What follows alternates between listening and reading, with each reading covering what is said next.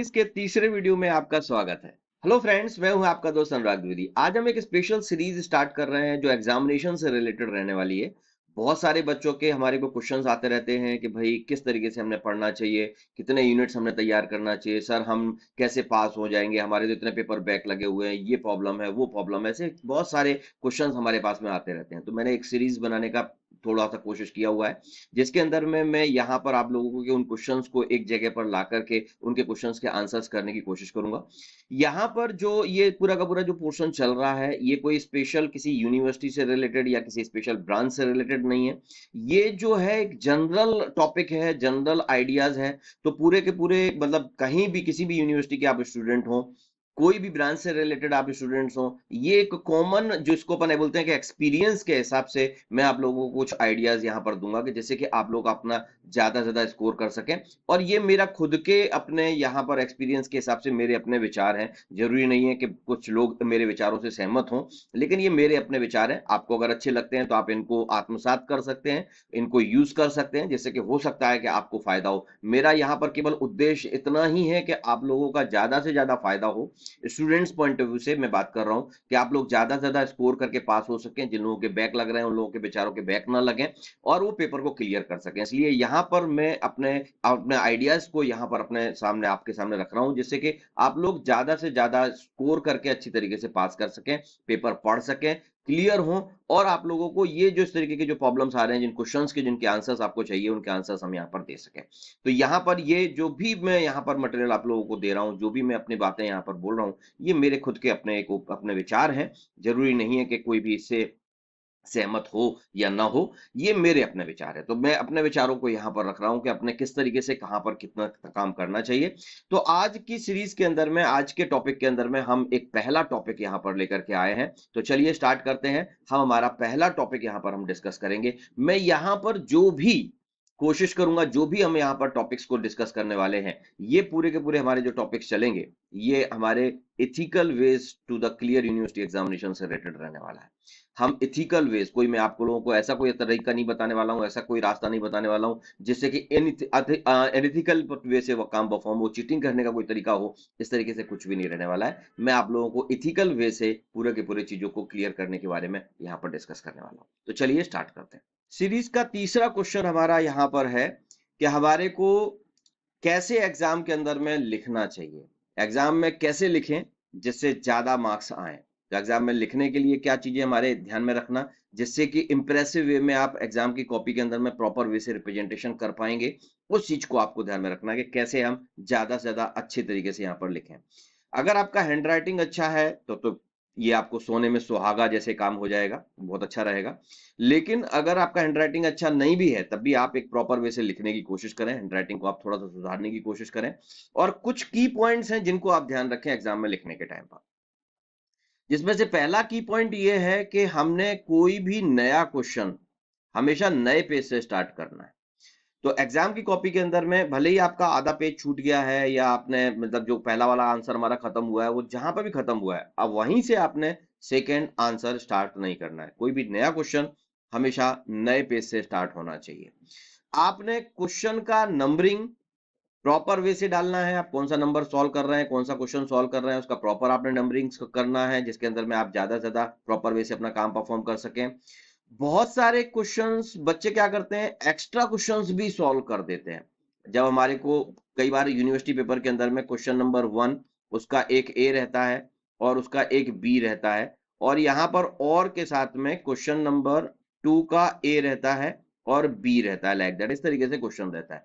तो या तो आपको क्वेश्चन नंबर 1 पूरा सॉल्व करना है, या फिर क्वेश्चन नंबर आपको 2 पूरा सॉल्व करना है, क्योंकि और का यहाँ पर ये मीनिंग है। लेकिन कई बार क्वेश्चन में क्या होता है, बच्चों को कंफ्यूजन रहता है, तो ये वाला भी सॉल्व कर देते हैं, इधर का भी और इधर का भी सॉल्व कर देते हैं, कुछ इस तरीके की सिचुएशन आ जाती है। तो एक्स्ट्रा क्वेश्चंस के मार्क्स आपके टोटल में ऐड नहीं होते हैं। अगर आपने कोई एक्स्ट्रा क्वेश्चन सॉल्व भी कर दिया है तो आपके मार्क्स ऐड नहीं होते हैं। तो आप ये ध्यान रखें कि आपको एक्स्ट्रा क्वेश्चन सॉल्व नहीं करना है, क्योंकि अगर आपने सपोज ये चारों क्वेश्चन भी सॉल्व कर दिए, अब ये क्वेश्चन सपोज 6 मार्क का है, ये भी क्वेश्चन 6 मार्क का है, ये भी क्वेश्चन 6 मार्क का है और ये भी क्वेश्चन 6 मार्क का है, आपको ये वाले पूरे के पूरे जो लॉट था, इस लॉट के अंदर में आपको 12 में से सपोज 10 मार्क्स मिले हैं, और ये वाला जो पार्ट आपने बी वाला जो सॉल्व कर दिया था, सेकंड नंबर का क्वेश्चन सॉल्व कर दिया था, इसके अंदर में सपोज आपको अगर 8 मार्क्स मिले हैं, तो इन दोनों में से जो ज्यादा मार्क्स रहेंगे 10, वो आपको अलॉट हो जाएंगे, और ये वाला जो मार्क रहेगा वो आपका डिस्कार्ड हो जाएगा। आपका एक तो लिखने में भी टाइम चला गया इस क्वेश्चन को, और उसके जो मार्क्स है वो आपके काउंटिंग में आए भी नहीं। तो इसलिए इधर मेहनत करने के बजाय अगर आपने इधर ही थोड़ा सा ज्यादा लिख देते थे, ये 10 के अगर 11 हो जाते थे, तो हमारे को ये 1 मार्क कहीं ना कहीं बेनिफिशियल है, ये 8 मार्क्स है। तो इसलिए ध्यान रखें कि एक्स्ट्रा क्वेश्चन सॉल्व करने की जरूरत नहीं है। आपने हर नया क्वेश्चन नए पेज से सॉल्व करना है। आपने कम से कम 4 यूनिट्स जो है, जो आपको 50% से प्लस, मैंने आपको पहले सीरीज में बताया था कि आपने पहले 50% से ज्यादा आपने एटलीस्ट एग्जाम के अंदर में सॉल्व करना जरूरी है।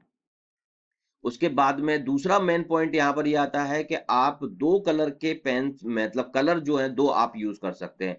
एक ब्लैक कलर यूज हो सकता है और एक ब्लू कलर यूज हो सकता है। दो कलर्स आपको अलाउड रहते हैं यूनिवर्सिटी के अंदर में लिखने के लिए। तो आप ब्लैक और ब्लू कलर को प्रॉपर वे से आप यूज करें, जिससे कि आप आपकी कॉपी के अंदर में दोनों कलर्स आप यूज कर सकते हैं। तो आपने चीजों को, जैसा कि कुछ मेन मेन पॉइंट्स हैं आपको ब्लैक पॉइंट से अंडरलाइन करना है, कुछ हेडिंग्स हैं तो उनको अंडरलाइन करना है। ये सारी चीजों को आप ध्यान रखें कि जो भी की पॉइंट्स हैं, कुछ डेफिनेशंस हैं, तो उसको आप अंडरलाइन कीजिए, डबल कोट्स के अंदर में लिख करके उसको आप अंडरलाइन कीजिए, जिससे वो हाईलाइट हो, एग्जामिनर देखने के टाइम पर उसको फटाक से समझ में आ जाए कि हाँ ये डेफिनेशन लिखी हुई है, जिससे कि वो आपको ज्यादा कहीं ना कहीं वेटेज दे। आप डायग्राम बनाने के लिए, जो भी डायग्राम वाले पेपर्स रहते हैं, डायग्राम बनाने के लिए भी आप ब्लैक बॉल पेन अगर यूज करते हैं तो ज्यादा अच्छा रहेगा। लेकिन कुछ स्टूडेंट्स को कॉन्फिडेंस नहीं रहता है डायग्राम बनाने के टाइम पर कि वो गलत हो जाएगा, इसलिए वो इरेजर वगैरह से, पेंसिल से बनाने की कोशिश करते हैं। अगर ऐसा कुछ प्रॉब्लम है तो आप ब्लैक में एचबी पेंसिल आती है जो डार्क चलती है, आप डार्क एचबी पेंसिल को यूज करें, जिससे कि आपके फिगर्स जो रहे वो उठ के दिखना चाहिए कॉपी के अंदर में। तो आपने उस तरीके का चीज ध्यान रखें। और बेटर वे, अगर आप पहले से जो भी डायग्राम्स वगैरह हैं उनकी प्रैक्टिस प्रॉपर वे से कर लेते हैं, तो फिर आप black ball pen direct use करके भी आपके डायग्राम्स बना सकते हैं। ब्लैक डायग्राम बने हुए जो रहते हैं एग्जाम के अंदर में, वो ज्यादा उठ के दिखाई देते हैं। इसलिए आपको डायग्राम बनाने के टाइम पर इस तरीके की आपने चीजों को ध्यान में रखना है। और एक पॉइंट वाइज आपने अगर एग्जाम के अंदर में लिखा हुआ है, तो आप पॉइंट वाइज आंसर अगर आप दे रहे हैं तो ज्यादा बेटर रहेगा। पैराग्राफ्स लिखने के बजाय आप पॉइंट वाइज आंसर को लिखें, क्योंकि लर्न करने के हिसाब से भी आसान रहता है। जब आप हमारे आदित्य पब्लिकेशन के नोट्स यूज कर रहे हैं, तो नोट्स में भी आप देखेंगे पॉइंट वाइज हम बहुत सारे सॉल्यूशंस लिखते हैं। तो वो आप उस तरीके से अगर आप तैयार करेंगे तो पॉइंट वाइज याद करने के लिए भी आसान रहता है कि हम ये पॉइंट्स लिख रहे हैं, इतने इतने चीजें हमारी कवर हो जा रही हैं।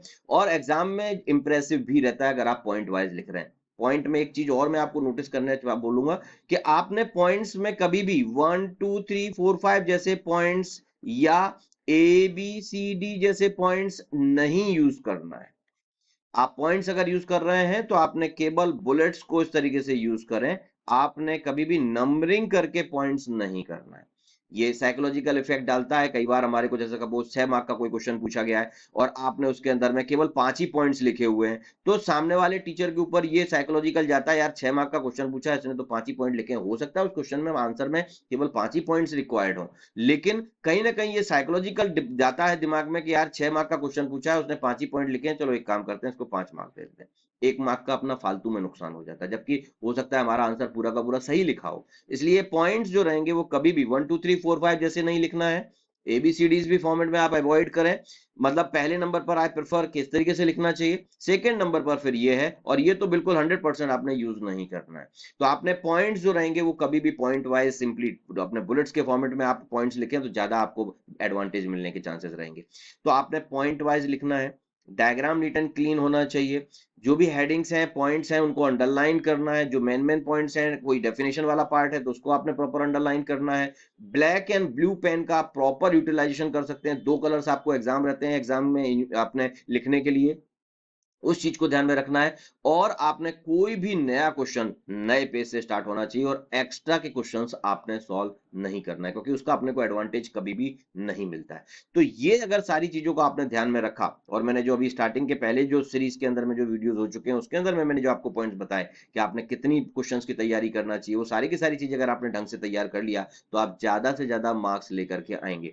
तो जो क्वेश्चन पूछा है उसके हिसाब से आपने प्रॉपर वे से मार्क्स को आपने अपनी कॉपी के अंदर में लिखना है, जैसे कि आप ज्यादा ज्यादा मार्क्स लेकर के आप आपके अंदर में ला सकेंगे। तो आप आई होप अच्छी तरीके से एग्जाम की तैयारी के लिए बिल्कुल तैयार हैं। आप बहुत अच्छे तरीके से पास होंगे, मेरी ये शुभकामनाएं आपके साथ में है। तो चलिए बने रहिए मेरे साथ में। नेक्स्ट इस वीडियो के सीरीज के अंदर में हम अगला टॉपिक लेकर के आ रहे हैं, अगला एक क्वेश्चन लेकर के आ रहे हैं, जिससे कि आपको बेनिफिट हो, ज्यादा से ज्यादा आप इसका फायदा ले सके। चलिए बनिए रहिए मेरे साथ में, नेक्स्ट वीडियो के अंदर में अगला क्वेश्चन लेते हैं। Thank you.